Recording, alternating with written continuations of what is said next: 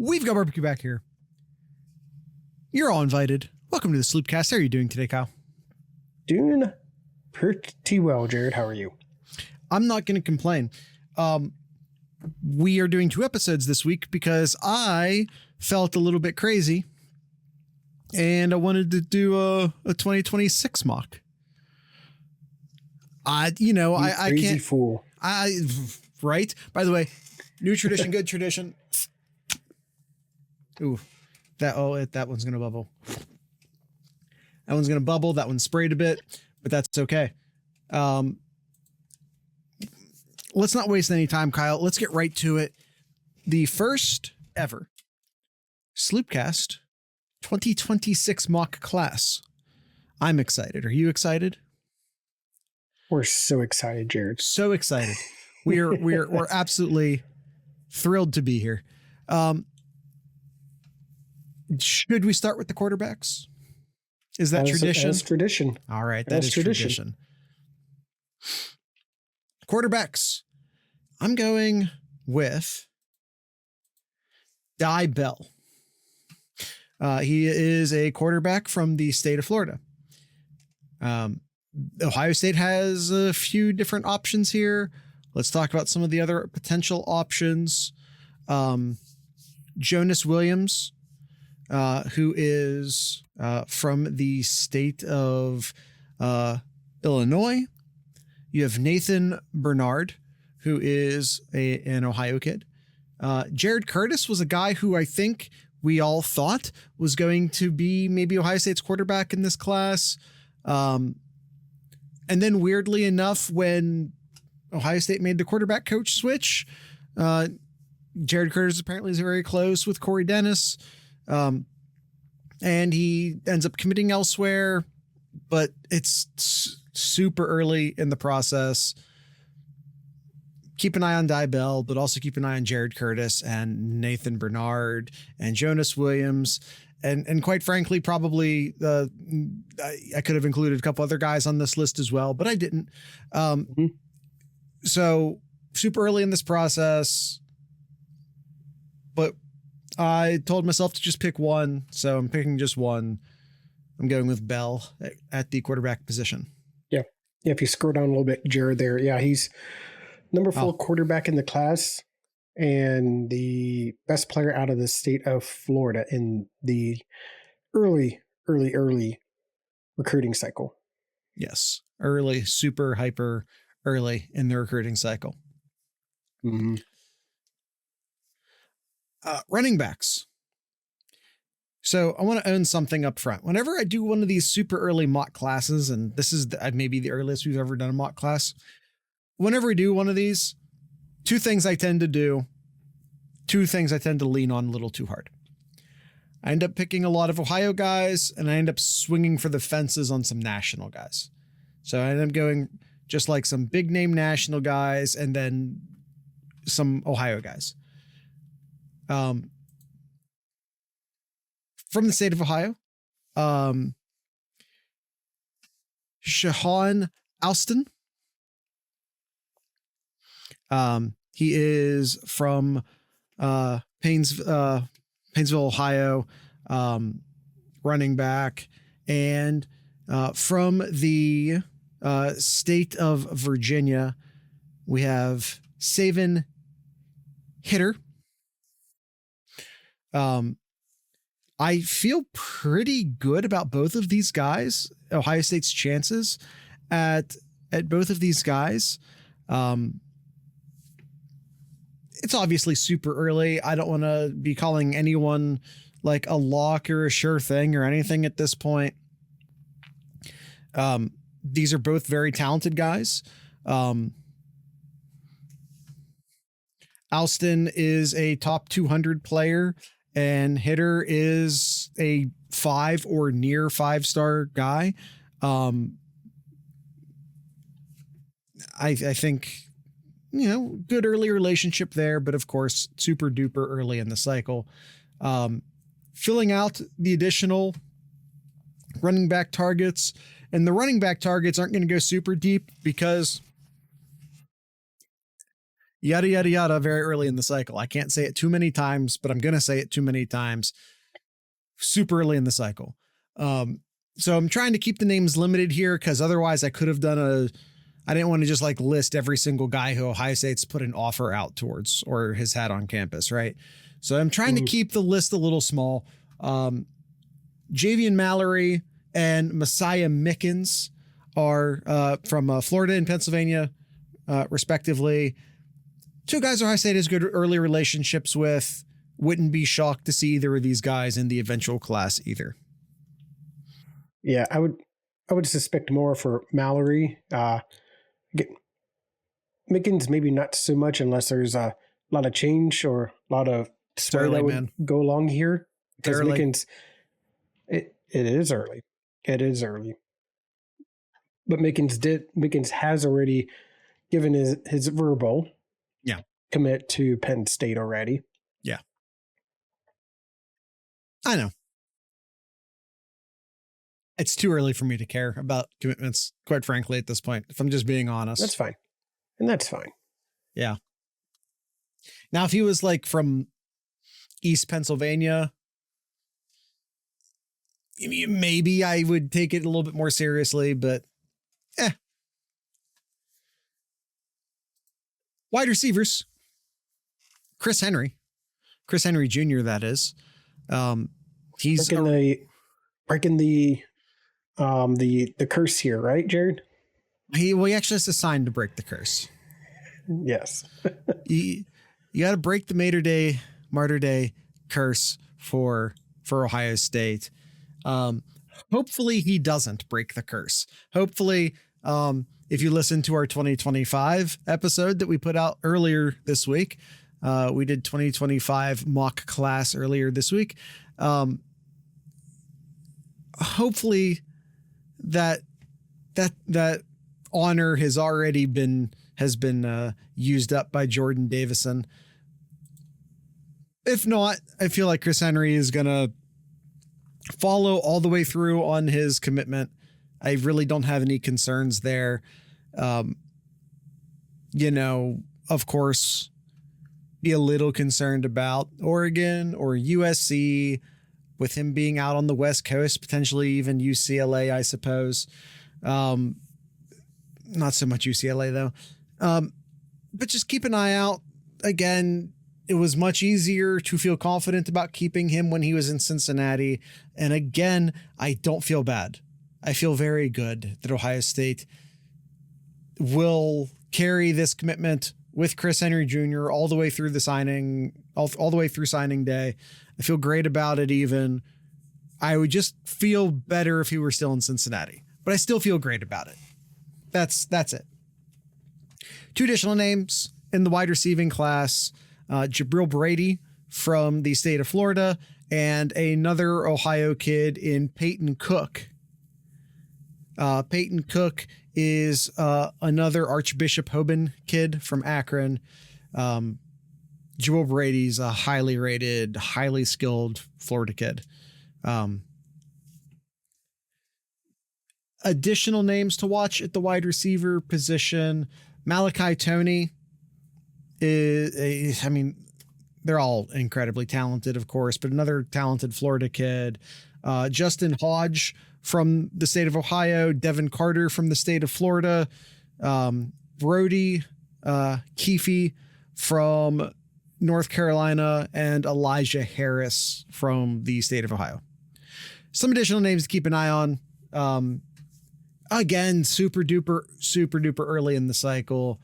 I feel pretty good about the three guys I have in the class, but God, so much will change. But just tried to go for my three most likely. Those are the three most likely I landed on. Tight end. Now, in our 2025 mock class, I pointed out that, or I ended up only having one tight end in that class. Once again, I only have one tight end in this class. That can't happen. You can't do one tight end back to back. I do think they end up with a second tight end in the 2025 class. And more likely than not, probably also a second tight end in the 2026 class, you want to have 2 in both, but you can't do 1 in both. And that is currently what I have mocked. But that can't be reality. That can't happen. Going to need some additional guys for sure.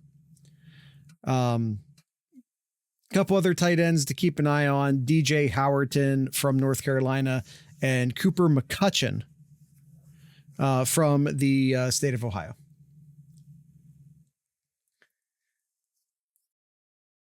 All right, Kyle, I was teasing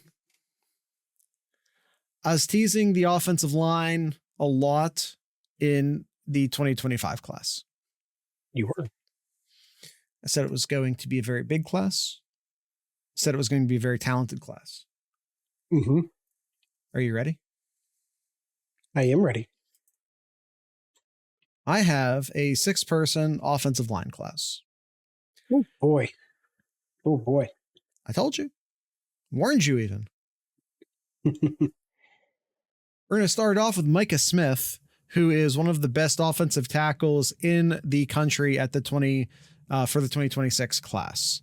Top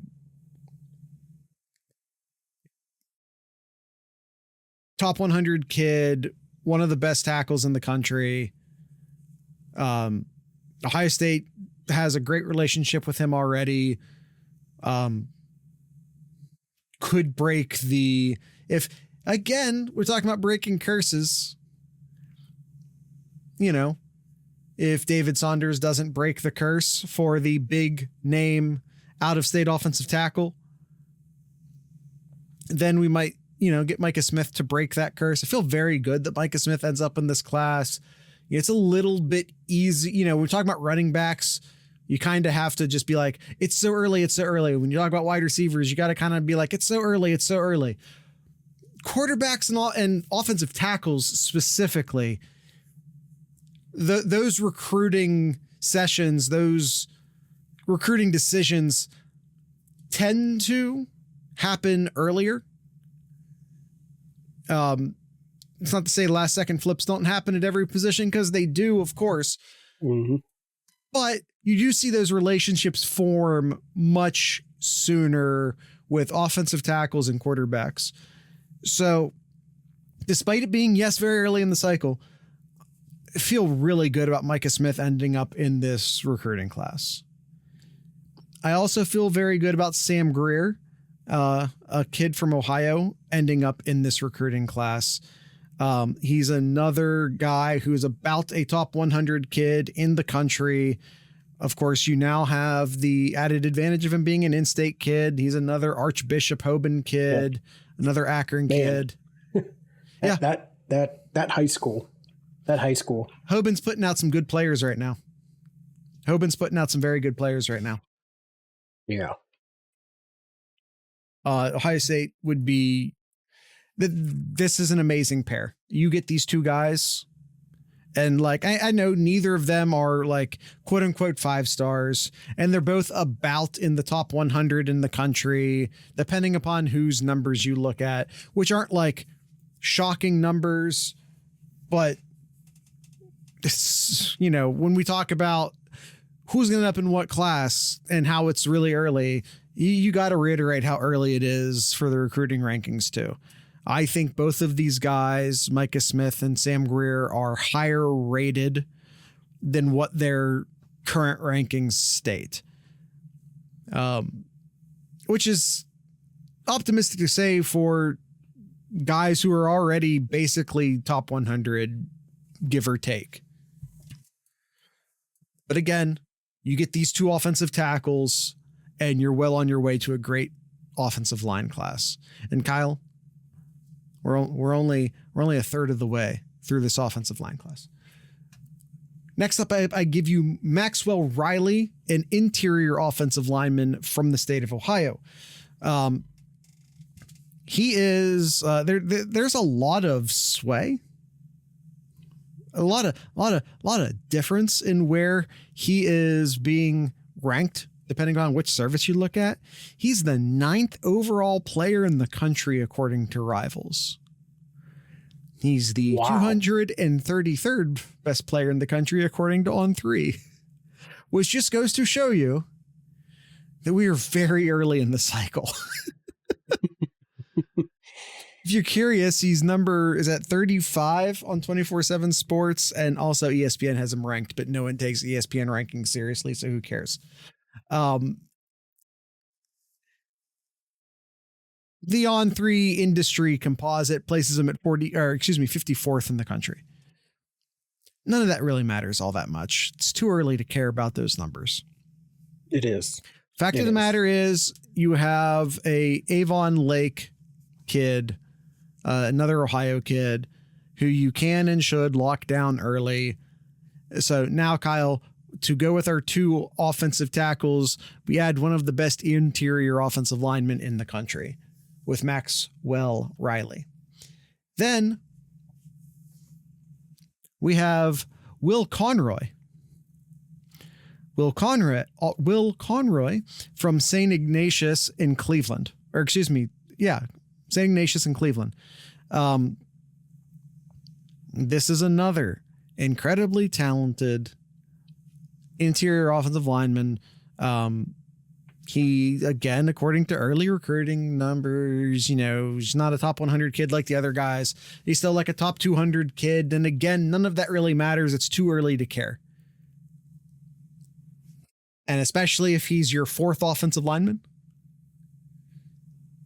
you're still doing great as far as I'm concerned. So now, Kyle, we have 2 interior offensive linemen to go with our 2 offensive tackles. And now we add Adam Guthrie. Adam Guthrie, top 200 player, almost basically consensus. Washington Courthouse, 6'7", nearly 300 pounds. First off, you take Adam Guthrie no matter what. I'm just throwing that out there. You take Adam Guthrie no matter what. I don't care. You take him. But let's say Micah Smith doesn't work out. You can add Adam Guthrie, and again, you add Adam Guthrie no matter what. I don't care if you get Micah Smith and Sam Greer. Doesn't matter.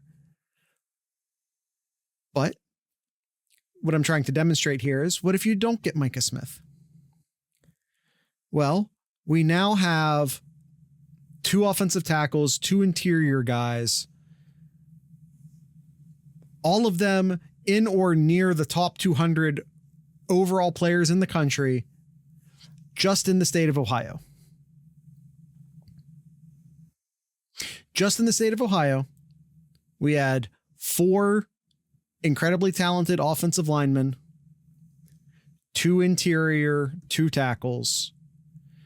Adding Micah Smith is a cherry on top. Adding Deron Parks, who is from West Virginia,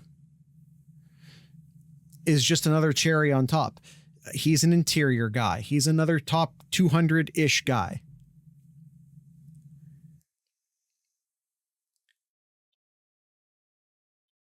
Some people have him a tackle. Some people have him interior. I feel like when that happens, they end up going interior.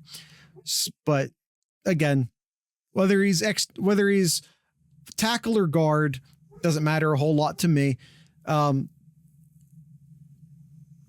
Point is, you take 6 guys, you got 3 interior, 3 tackles. And even if you just take the 4 kids from Ohio, you have 2 tackles and 2 guards.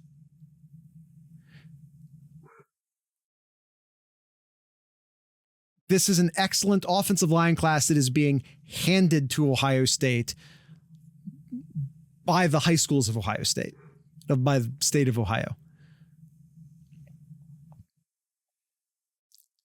Ohio State got to keep them in.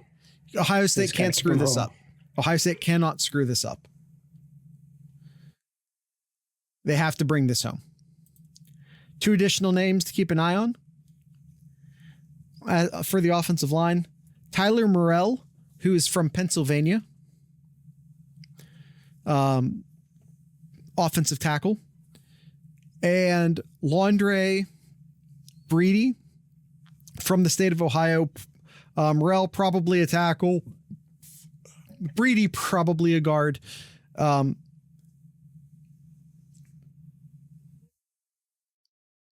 Again, here's another very talented Ohio kid. And Micah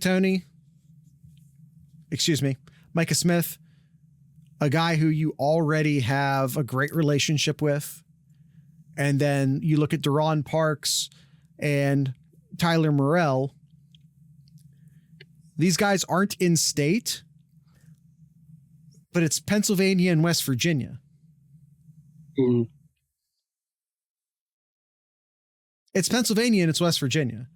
You know, we aren't going to Alabama or Utah or California or Texas. They're just right there.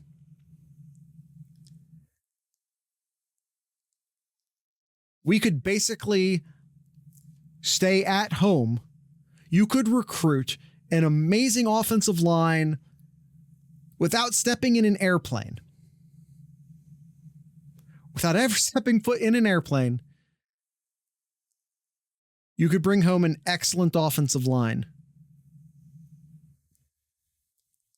All within the state of Ohio with a couple bonus players from West Virginia and Pennsylvania. Ohio State can't screw this up. This is the answer to all of Ohio State's woes, and it's being handed to them. They can't screw it up. And when I say they can't screw it up, I mean I'm not saying that they can't. I'm saying they can't. I'm saying, please God, don't. Like, this is being handed to you. Don't screw this up. Yeah.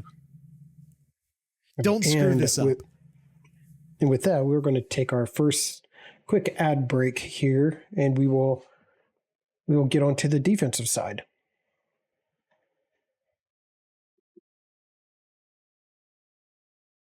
And we're back from the ad break, and we're on to the defensive side. And let's start, Jared, with our favorite high school that we like talking about here. Martyr Day. We have Sean Scott from Martyr Day High School in California. And Santa Ana, California. Yeah, again, big pickup player. We're ending the curse. We are ending the Santa Ana curse. We're doing it. We're doing it big. We're doing it in 2020. We're starting it in 2025, and then we're crashing all the way through it in 2026. In addition to Sean Scott, Kyle, I'm adding a pair of twins from your neck of the woods. Yeah, that's right. We liked bringing in the twins from Ohio. Now we're going to get some twins from North Carolina. We have Andrew and Aiden Harris, a pair of defensive ends, again, from the state of North Carolina.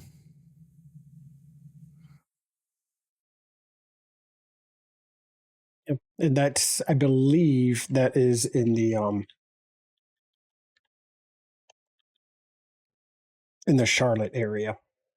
Okay, I've never heard of Yep. Weddington before. I'm familiar with Matthews. I'm not too familiar with Weddington, but Matthews I know is a suburb out there of Charlotte. So I imagine Weddington is nearby. Yeah. Additional names to keep an eye on. At the defensive end position, Tyler Atkinson, Zion Lee, and Anthony Jones. Just scrolled the window. Just like I said, a few additional people to keep an eye on. Atkinson from the state of Georgia, big name player for sure. Where do you want to go now, Kyle? Well, let's finish up the defensive line and go with the tackles. All right. First observation is that I messed up and I left the 2025 kids in this graphic. Awesome. Good job, Jared. Well, Jared's doing that. I will bring up the first one here out of Louisiana. Jakeem Stewart, one of the best, not just on the defensive line here, just in all of recruiting for the 2026 class here. You look at On 3 has him number 1, 24/7 has 10, Rivals has him number 1. Just overall, like one of the top recruits in this class here. Yeah, it's a bit of a swing to include him in here. One thing that needs to be pointed out in regards to Stewart is that it might not be that early in the cycle for him. There's talks of reclassifying to 2025. As of right now, he's a 2026 kid. We will treat him and refer to him as such until that changes. But something to keep an eye on. Jakeem's nickname is? I do not. People call him Thanos because he just absolutely destroys everybody in front of him. We already had a Thanos at Ohio State, just saying. We also have Preston Carey. Preston Carey is from the state of Florida. He's an IMG kid. Originally from New York, I believe. But yeah, currently playing football down in Florida. Some additional names to keep an eye on for the interior defensive line. We have Luke. I'm going to say Waffle. If that's not how you pronounce that, I apologize. I included Preston Carey twice in this graphic because I am bad at my job. And how do I even do that? You know what it is? I didn't realize it was the same person. I have him actually in the notes twice, but once as New York and once as Florida, and therefore I didn't clock that I had the same person in the notes twice. Honest mistake. Thanks. I don't know if I deserve that, but thanks. And Tony Cumberland from Arizona, he's currently already committed, but it's too early for me to care. Whatever. That's how I feel about that. All right, let's look at the linebackers, Jared. What do you got in the linebackers? Xavier Griffin. Xavier Griffin is from Georgia. Incredibly talented player, probably a 5-star when it's all said and done. Then I have a pair of kids from Ohio. Linebacker Sincere Johnson and linebacker Kobe Clapper. Sincere from the he's a Glenville kid. And Kobe is from Xavier in Cincinnati. So one kid from Cleveland, one kid from Cincinnati. Sincere Johnson, Kobe Clapper. And again, both in the top 100 to 200 range. In additional linebackers to keep an eye on, I have another Ohio kid who is incredibly talented, and quite frankly, I maybe should have included him in the actual class instead of Xavier Griffin. I was thinking a lot about it. I went with this lineup, but I really probably could have included Storm Miller in the actual mock instead of having him in the players to watch category. Additionally, I have Thomas Davis Jr. from North Carolina, Kenneth Goodwin from Nevada, and another Ohio kid, Cam Thomas, at linebacker.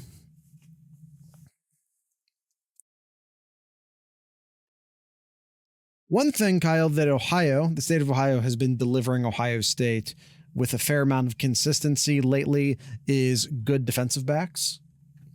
No kidding. Geez, and not letting up anytime soon here. No, absolutely not. We have Victor Singleton from Toledo. Incredibly talented. I just keep saying they're all incredibly talented, but what else do you say really at this point? Again, numbers swing, but probably a top 100 player in the country. Elbert Hill, another Ohio kid who I feel excellent about coming to Ohio State. Yet another Archbishop Hoban kid from Akron. 5-star potential here. Elbert Hill, 5-star potential here. Look out for Hoban. Holy hell. Holy hell, look out for Hoban right now. Yeah. They have some top end talent. I don't follow high school athletics enough to know if they have like a whole core group of kids or not. But man, they have some high end talent for sure. But you know, it's football. You can't just have like a couple stars. So I don't know if they're actually any good or not, but man, they got some great players on that team right now. And going out of state for the third cornerback, I have Samari Matthews, a cornerback from the state of North Carolina. Kyle, do you know where Huntersville, North Carolina is? Not offhand. I do not. William Amos. That explains it. Why it's another Charlotte suburb. There you go. Again, another approximately top 100 kid.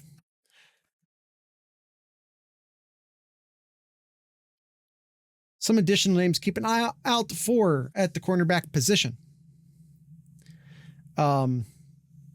Kasani Giles. Giles is from the California area. We once again go back to Ohio for Henry Perrymond. Again, at the safety position, and Justice for Fitzpatrick. I'm talking about this. Nope. He's a safety. Excuse me. Went to the wrong guy there. And then Amari Miller, an additional cornerback, although he might be a safety. Not quite sure yet. Early in the cycle, of course. But Amari Miller is another guy to keep an eye on, cornerback from the state of Ohio. So, Kyle, not only do you get Victor Singleton, Elbert Hill, but also Henry Perrymond and Amir Miller, 4 corners from the state of Ohio who, you know, very well could be Ohio State level kids. You know, I feel very good saying Singleton and Hill are Ohio State level kids. I don't know enough about Perrymond or Miller to say one way or the other at this time, because it's very early in the cycle for me too. But you know, great talent in the state of Ohio in 2026. It's a great year for the state of Ohio, talent wise, 2026. Honestly, not bad in 2025 either, just so we're clear. I think the state of Ohio has been picking up. I think the state of Ohio has been delivering a lot of great talent recently. I think they have the state as a whole kind of had a bad few years there. Hoban getting back on their feet has been huge. And of course, Glenville is producing players again like they used to with Ted Ginn Sr. back in place. These things all benefit Ohio State. You're getting more kids from the Avon Lake area, I've noticed, especially like big players from the Avon Lake area. And again, all these things help out Ohio State greatly. Ready to wrap this up with some safety talk? Yes, sir. Let's do it. We have Jahir Edwards. Jahir Edwards is a player from Maryland. Ohio State, of course, has had some excellent recent history, pulling kids from the Maryland area. We also have Simeon Caldwell, who's a Florida kid, However, Kyle, despite the fact he's from Jacksonville, he has very important Ohio State ties.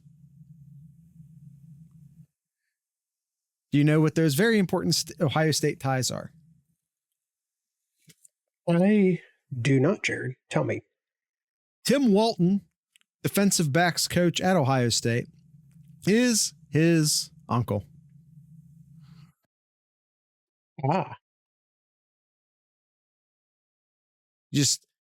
You got to take the easy ones, especially when the easy ones is a top 100, if dare I say, top 50 player in the country, which is exactly who Simeon Caldwell is. If one of your coaching staff's nephew is a top 100 player in the country, and he also happens to play the position in which said uncle coaches at, not to say that all Ohio State coaches have been able to pull off such things in recent history, because they haven't been. Mm-hmm. He no longer coaches here, thankfully. I'm just saying. Slam dunk. You might as well call him an Ohio kid at that point. It's obviously not. Now, that being said, we're talking about who is and who isn't an Ohio kid and where kids are from. Well, let me introduce you to Zach Fort. Zach Fort is a kid who is from Florida. He's also kind of from California. He's from one of them, but playing high school at the other. I can't remember which is which. Where is he playing? He's playing IMG. Yeah. So he's a California kid, but he's playing at IMG in Florida. But his dad is from Delaware, Ohio, which, if you don't know, is a northern suburb in Columbus. I'm just saying, like, a lot of home territory to go around there. Again, this is another approximate top 100, if not top 50 players in the country. His dad being from Delaware isn't going to be a home run for Ohio State in this case, especially considering, again, how, highly sought after he's going to be, because he is going to be. But Ohio State has some good hookups with some very talented players all over the defensive back room. Again, 4 talented corners from the state of Ohio. Tim Walton's nephew is one of the best safeties in the country. Zach Fort is Ohio State has a good relationship with IMG kids in general. Dad's from Delaware. That, of course, helps. Ohio State has some connections to bring home a really, really good defensive back class once again. Mm-hmm. One of the things that could be hurting in regards to the safeties is, I currently have Ohio State bringing in 4 safeties in the 2025 class. Does bringing in 4 safeties in the 2025 class potentially hamper your ability to bring in guys in the 2026 class who are... See, that it's kind of the good thing is with Caldwell and Fort and with Edwards, of course, too. These are such like top flight kids that they tend not to be scared of competition. So we'll see. Other names to watch at the safety position. We have Justice Fitzpatrick, and yes, he is related to former Alabama, current Steeler Fitzpatrick. I think he's his brother, although we have a pretty decent age separation, which makes me second guess that, but I think he's his brother. We also have Nasir McCoy, who's from Georgia. And we also have Javian Currents from South Carolina. And I want to throw 2 additional names out there just to keep an eye on. currently just have these guys marked as athletes. Really not sure where these players are playing yet. I maybe could have included Ephraim White in the wide receiver recruiting class, because I kind of feel like that's where he's going. But I'm not sure.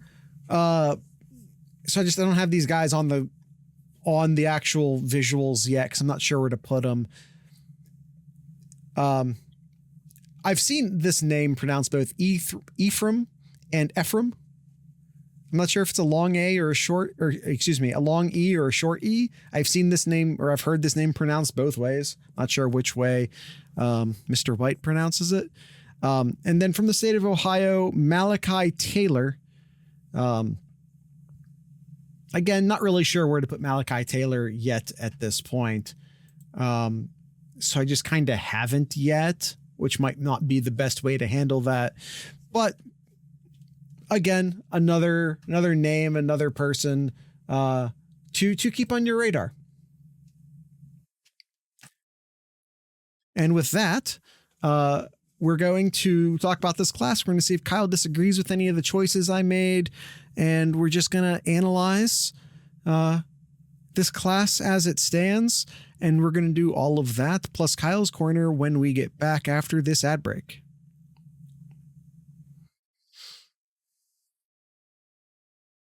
And we're back, Kyle. What do you think? What do you think of this class? Too early. Oh, of course. we're doing a podcast here, Kyle. We're playing a game. We're having some fun. It's a good mix. You got some outside. You got keeping the elite talent inside here, but it's just amazing looking at the talent that's in the state of Ohio, in the secondary that is position there. It's a crazy. So the offensive line position too, Kyle. Let's not just talk about the secondary. The offensive line. I mean, yeah. Especially in a position of need for Ohio State. One of the reasons why I'm willing to do this mock so ridiculously early, and to be clear, this is a ridiculously early mock to be doing. But it's ridiculously early. But one of the things that gives me the bit of confidence to take this early of a swing at it is a lot of talent in Ohio. You have a running back, 2 wide receivers, if I'm going to continue to count Chris Henry, and I am, a tight end, and 4 offensive linemen in this class, all from the state of Ohio. And I don't feel like any of them are like huge stretches. I don't think any of them are stretches, period. Mm-hmm. So out of this entire offensive line, or this entire offensive class, 8 of them are from the state of Ohio. Why, what gives me the gall to do a 2026 mock already? Ohio's delivering a lot of players. It kind of makes it easier to take a swing this early. And now with Ohio kids now being able to do extra activities. Yeah, we'll see. We'll see how that plays out. We'll see how that plays out. The Trey McNutt rule is what we'll refer to it from now on. And by the way, and it's not as prevalent on the defensive side, granted, but still, you have 5 players. If we count, we're not going to count Zach Fort in that. We have 4 players from the state of Ohio in the defense.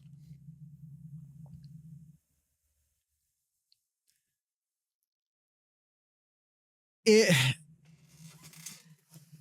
state of Ohio is delivering an excellent class to Ohio State, and Ohio State just needs to get it.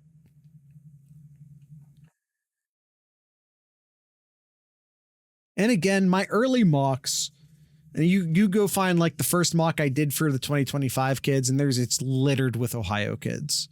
who are basically no longer on the radar, who maybe prove not to quite be of Ohio State, of the Ohio State level, or who have looked elsewhere for one reason or another.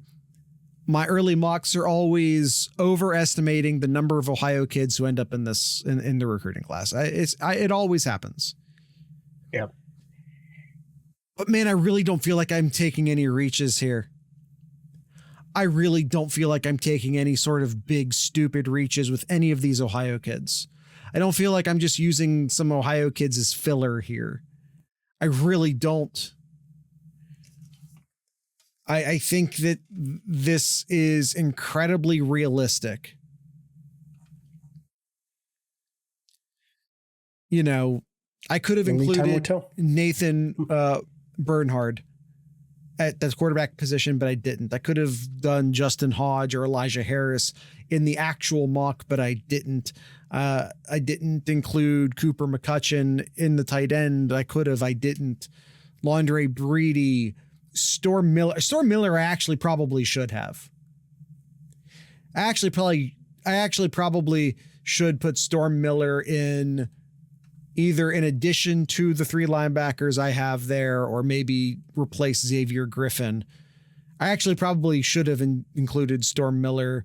Cam Thomas is the guy who I think also absolutely deserves to be in the conversation.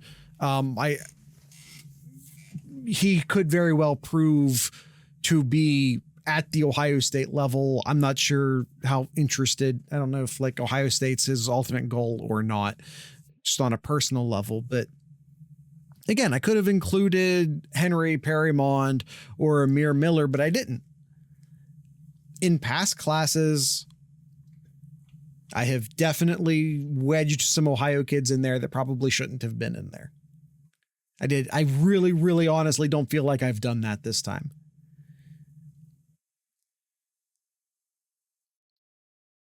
I think this is an excellent class.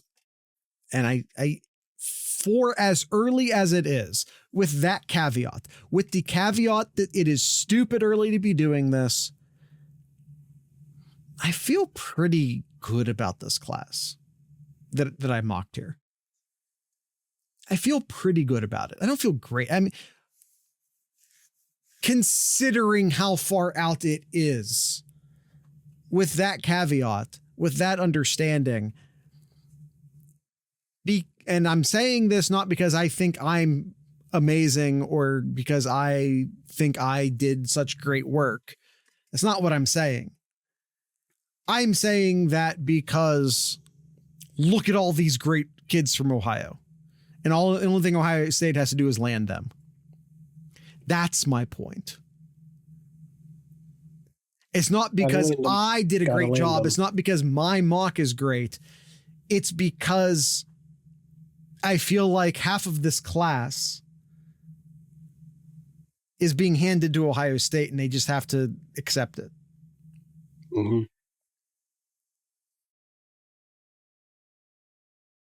That's my point. Only time will tell at this point. Only time will tell. Do you disagree with any of my choices I made? I can't agree nor disagree with this. That's a totally fair response. All right, Kyle. Do you have anything in Kyle's Corner? That's time to end the episode. Do you have anything in Kyle's Corner? I do. I'm going to give a well wishes and shout out to a Buckeye great, Billy Price, who announced his retirement from the NFL. Oh, okay, you scared me there for a second. No. He had to do a sudden retirement from the NFL because he had a really concerning, a very big issue with a blood clot in his lung. Yeah, that they found out sometime in April, and he's now come out over the weekend announcing that he's retiring from the NFL. So best wishes to him, and hopefully he continues his recovery well. Yeah. I mean, I don't know, the way you started that, I mean, it's obviously terrible, but it sounds like it's not life threatening. I would think not anyway. I understand why having an issue like that with your lung prevents you from being an athlete, but shouldn't prevent you from living a pretty normal, healthy life otherwise. Move of blood clot is a healthy 29-year-old. I'm forgetting the medical explanation. I'm not going to read all this on the air. But yeah. Yeah, it's obviously terrible. But I'm happy that they caught it, and I'm happy that he, had the surgery, got it corrected and all of that. 29's far too young to be retiring as an offensive lineman.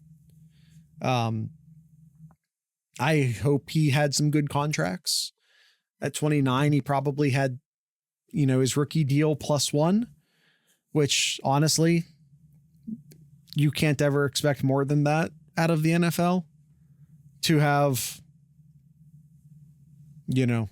a good second contract. But, offensive linemen, of course, expect to play a bit longer than age 29. Anyway, of course, hoping him all the best. One guy in a great line. Ohio State had a great run of centers there for a minute, and he played his part in that for sure. Yep. All right. Anything else, Kyle?